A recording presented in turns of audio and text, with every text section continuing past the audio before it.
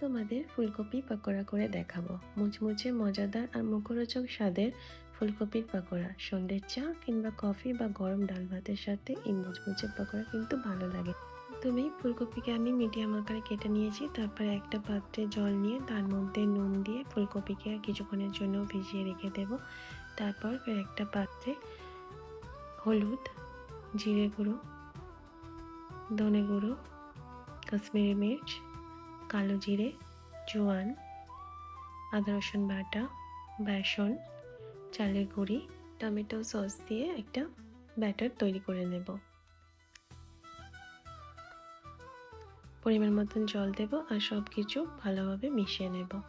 তারপর এই ব্যাটারের মধ্যে অল্প পরিমাণে কাসুরি মেথি দিয়ে দেব আর ব্যাটারটাকে ফের ভালোভাবে মিশিয়ে নেব।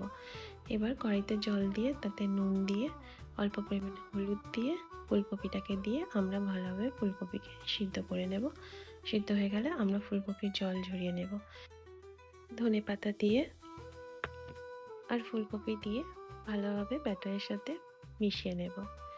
তারপর একটা কড়াইতে পরিমাণ মতো তেল দিয়ে মাখিয়ে রাখা ফুলকপিগুলিকে একে একে ছেড়ে দেব তেলের মধ্যে আর এপিট ওপিট ভালোভাবে মুচমুচে লাল করে ভেজে নেব।